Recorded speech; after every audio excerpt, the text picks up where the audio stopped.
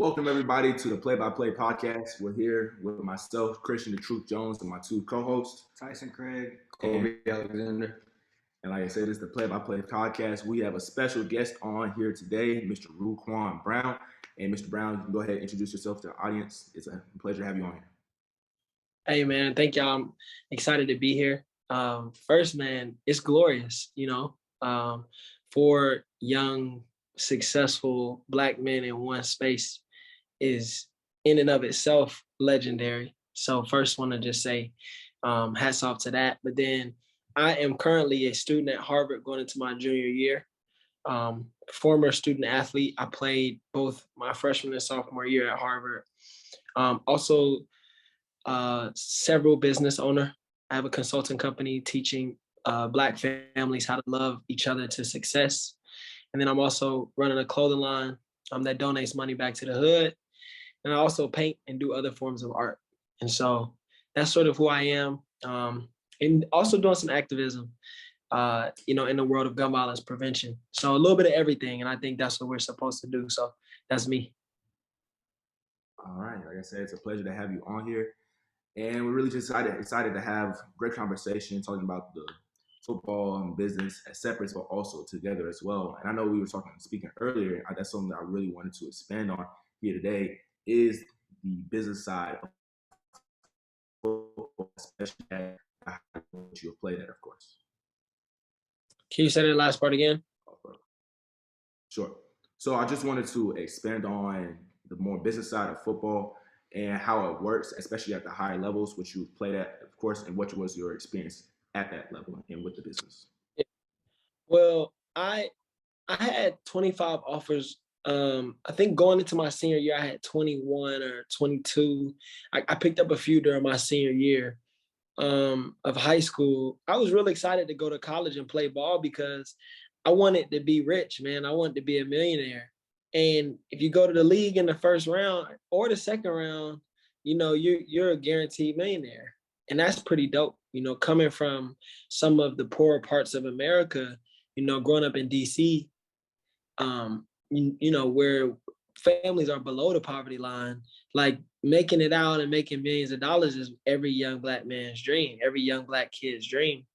And so I wanted to go to the league, and I knew I had to go to college first in order to get there. But I got to college, and I just realized like it's no longer about the sport at that level. It's much more like the game of football turns into a game like Monopoly, where there are different pieces and they're moving you around how they want to for their benefit. It's no different than working in corporate America. We've even heard some people liken it to slavery in its sort of mass production and continuation of service from a particular group of people while proliferating the resources of a very different group of people. That was interesting to me, seeing that up close and personal. And it's interesting because we have a lot of feelings and opinions, bro. We're human beings. And oftentimes we're not allowed to tweet how we really feel or post on our Instagram how we really feel about issues, speaking up for ourselves or other people.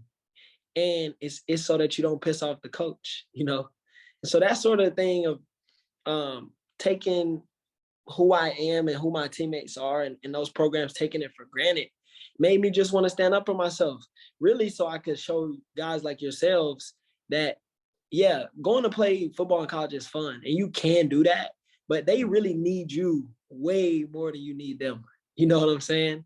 And they're not going to tell you that, right? They're going to remind you how lucky you and blessed you are to have the opportunity. But the truth is, my coaches can't feed their children if I don't show up to practice every day, So the other thing I want to add to that is when I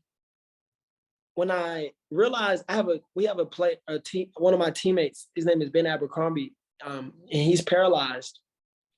And it blew my mind the amount of sacrifice that we have to really give to that game and to our teammates and our coaches. It's dope living a lifestyle where you can come and sit down with your partners and have a good time, right? Absolutely. Yeah. But being out there on that field, you guys know sometimes you make a tackle a certain way and coach don't think it's good enough. So now you got to go a little harder, put your body out there a little further, put your limbs on the line, put your brain on the line. And it's like, come on, man, is this really, really worth what I'm getting out, this couple million that I'm gonna get, or having some more clout or getting a blue check? Is it really worth it? Because this shit could, excuse me, y'all, this joint could go totally downhill, And when we talk about investments, which you guys know a lot about, you want to make smart investments. And there's a really, really high risk in that sport that they don't often talk about, but a lot of people are suffering from it. So when I put all those things together, I just thought about, I'm too valuable to be playing that game and not getting a guaranteed return. You guys have any questions to follow up on that? Yeah. So you're talking about your 25 offers, right? So like, what was it that set you apart from other high school athletes that got you there? Man, that's a good question. For me, it was, I made sure my grades were right.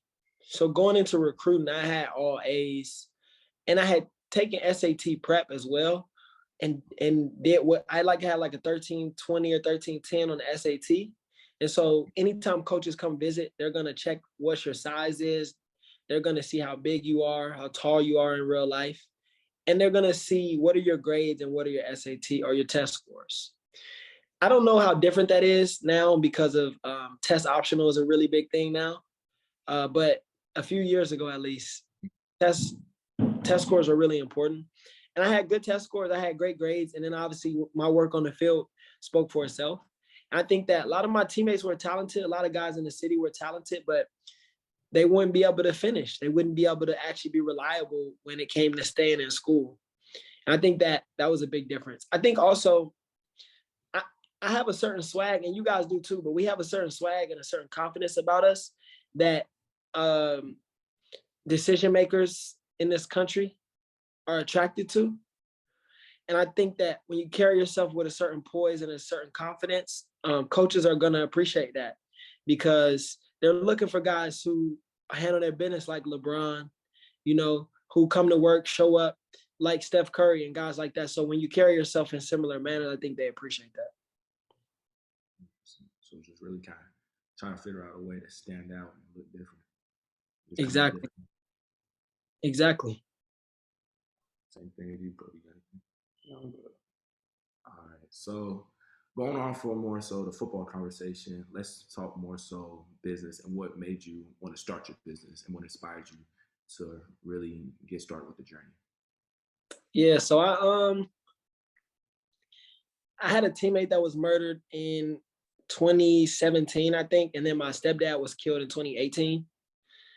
And for me, my stepdad pretty much introduced me to the game of football when I was like 5 or 6 and trained me, all the way through. And so losing him in high school was a really big deal because I hadn't gotten any offers yet. He died in October. My first offer was in December. And so it really shook my world in that sense, just because he pretty much showed me everything that got me to the point I was at. He was the one who, before I went to practice in Little League, made sure that I had my homework done and stuff like that. So those were the things that put me in position 10 years later to actually get these offers and put myself in position to go to school for free, so that my family don't have to worry about it. With growing up in DC, man, and being in the neighborhood, there are so many young people are murdered on a daily basis that I felt like I needed to do something to really protect and save my own life.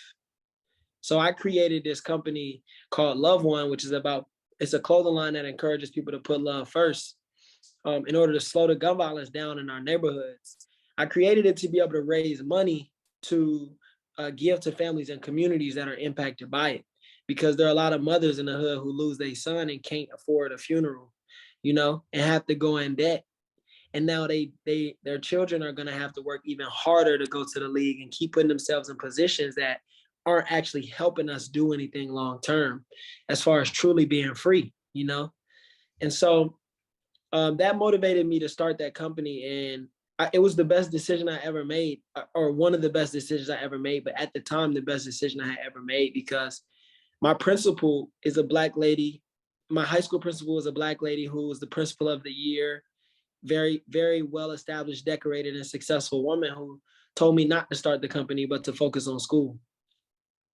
But I did it anyway. I got some help from my mom, who was my business coach at the time, so to say. And I did 6 figures in like 3 days and was able to donate money back to the hood immediately and take care of families immediately. And it's things like that that coaches aren't going to tell you you can do. They're going to make you believe like everything is a process, everything takes time, like you have to wait, just wait your turn. But I think God called us to be great today. And so that's why I started that company. I just felt like I have to serve people today. I can't wait no longer. 100%. Yeah, I can definitely relate on that as far as not waiting to really fulfill your purpose and chase after your dreams. As you can see, well, I'm doing it a little bit younger, but started since I was 8 years old. Been on this journey for Exactly. 7 years now. So Yeah. really just after it. What do you see the expansion part of it, or do you look on more so just focus on one lane? Do you look on plan on explaining whatever? Nah, absolutely. I'm thinking about expanding. I mean, I'm already expanding, you know. I don't have one lane, and I was created, and so were all of us, created in the image and likeness of God. There's no one thing that we know God for, right? Did y'all hear me? Not froze a little bit. Can you say that again? I said there's no one thing that we know God for, right? Right. God, you know God for nature, you know God for you know God for your mother, you know God for babies in the reproductive system, you know God for the environment, and so many more things. And that's how I think I am, and so are you, and all of y'all that are sitting here, and everybody that's watching. We have the ability to do everything. I think that school made us pick, you know, college makes you pick a major, so you focus in on that. Football makes you pick a position, so you just do that. Bro, if you think of life as a football field, I'm an athlete. I could play quarterback, running back, wide receiver, corner, safety, linebacker, DN, kick return, punt return, kicker, punter. I can do everything. And so with that being said, you know, y'all are just like me. We can do everything. I just was at the White House celebrating some gun violence legislation, which I won't say is going to actually help poor Black people, but some of it will or should. I just spoke in front of 120,000 people at a gun violence rally 3 or 4 weeks ago. I'm still designing. I have paintings in a gallery in Washington, D.C. right now. I'm going back to school in the fall. I have several clients that I teach how to be better parents for their children. I design my own clothes and more, you know?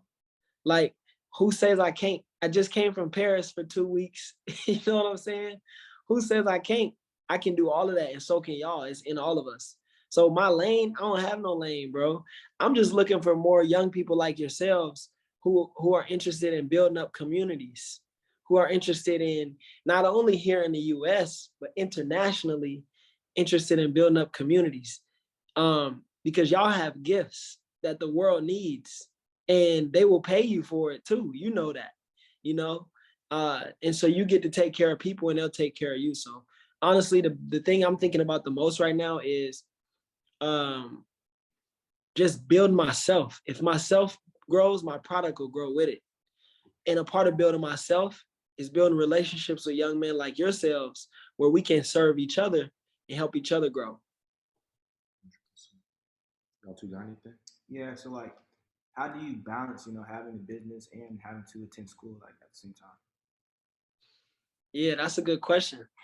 You know, I don't know, bro. I don't believe in balance. I think balance is like, I feel like balance is a cop-out word. Like, bro, it's no balance because school sucks.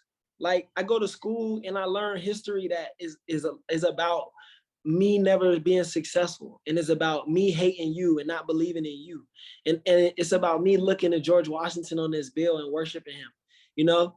And so I don't have a huge appreciation for school. I don't believe in that balance. What I do believe in is the power of communication, and I believe in communicating with my professors, and I believe in communicating with my friends and my classmates, so that when I'm working real hard on my business, they can help me out, you know. And now I'm not saying cheating. I'm not saying anything like that. You know, I didn't say yes or no to that. What I did say was communicating and building teams. Think of everything like business. Build a business at school where you have classmates that can help you, where you have a schedule, where you know I'm not going to class this week at all because I want to work on my business, but I have somebody who's in class for me who's taking the notes.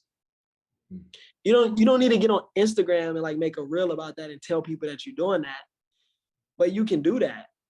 You know, nobody's stopping you from doing that. The rules don't say you can't.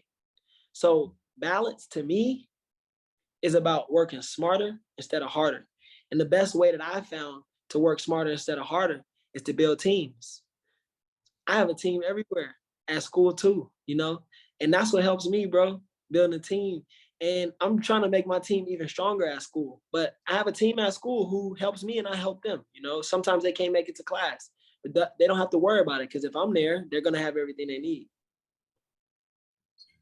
Hey, that's what we're looking to do here. Huh? Yeah. Mm-hmm. Exactly. What made you pick Harvard? You know, I want to be a billionaire by the time I'm 40. And so, Can you repeat that? It broke up. it's okay. I want to be a billionaire by the time I'm 40. And going to Harvard, you know, that's where all the billionaires are at. It's no other school that has as many billionaires as my school does. So if you want to go to the league, you go to the school that niggas are going to the league from. Excuse me. You go to the school that young men are going to the league from. If you want to learn how to invest, you go to the Truth Jones. If you want to learn how to raise your kids and push them to success, you come to me. You know, if you want to have a positive Black football experience, you go play for Coach Prime. If you want to be a billionaire, you go to Harvard. You know, and so that's really it. Just to be familiar with the language and the culture, to learn more about the politics in that world, and yeah, that's it really. So you're more so using it as a networking space and opportunity to build relationships going into the future, more so than education based. Yes, bro, because the college curriculum is the same at every institution, you know, plus or minus. We're reading all the same textbooks, we're writing the same essays, we're reading the same sources, we're having the same conversations. You don't go to, in my opinion, don't go to a school because of what you can learn, unless like some schools don't have your like the major that you want and stuff like that. Maybe that's an exception to make. But bro, you're gonna learn the same stuff at every school. But what University of Texas can't teach me that Harvard can is how to live around billionaires. Is what are they talking about? What do they care about? What do they not care about? Why are only a few Black people in the room? Which Black people are in the room? Why are those Black people in the room?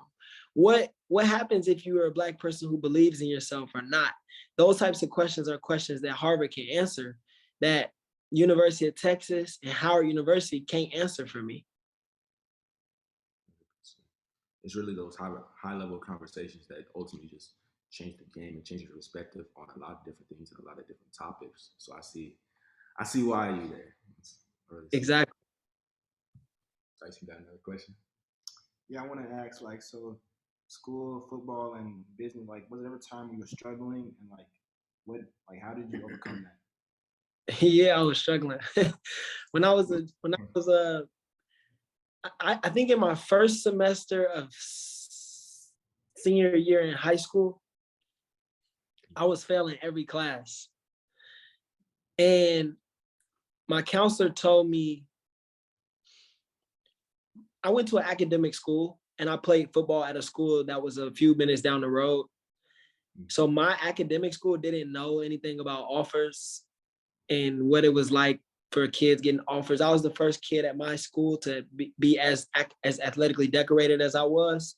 And so it was a really new thing for my school. My counselor basically was like, you're not going to Harvard. I don't know what they told you about an offer. None of that matters. Your grades, you're not going to make it there. And that was really discouraging coming from a Black woman who I thought was supposed to believe in me and help me achieve my goals.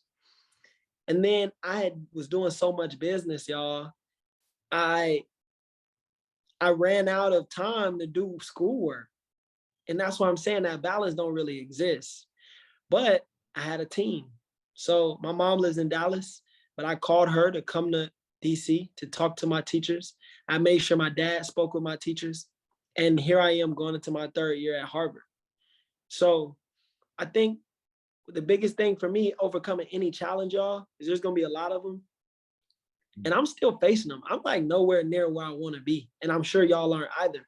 But you know, I am where I'm supposed to be in this moment, and how I've overcome these challenges is always through community. It's through village every time. Like, just have people that you can count on, that you can rely on. Go to the front office at your school and find those people. Go, you know, in your high school especially, there's people there that love you and will do anything for you, you know? So find those people. And when you don't show up, talk to them first and let them know, hey, I can't come this whole week, maybe, you know, but I need you to help me out. What do I need to do to be prepared when I get back? And y'all, I was failing all my classes, but like I said, I'm here now. And so that's all that matters. Kobe, you got something? All right. So I know we have a lot of time left, so I do have a couple questions. Or one major Absolutely. one I really want to ask is: Are you still going to keep football as a part of, or basically just in your life, or are you just separating it completely and then just moving on with business? Well, I'm doing 2 things now. My consulting company is called Victory Village, and what I'm teaching Black people what I'm teaching Black people how to do, and all people, but especially our people, is how to build villages, how to build communities, because that's the reason single-handedly that I've made it as far as I've made it at 20, you know, and I want other people to have that formula, and so I'm practically giving it away, considering what it costs versus the value that it brings. The return on investment is 50x, you know, 100x.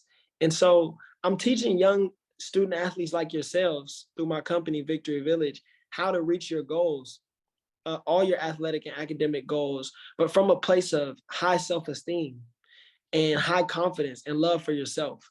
Because a lot of that road to the league and to college football requires you to have no real true care and love for yourself.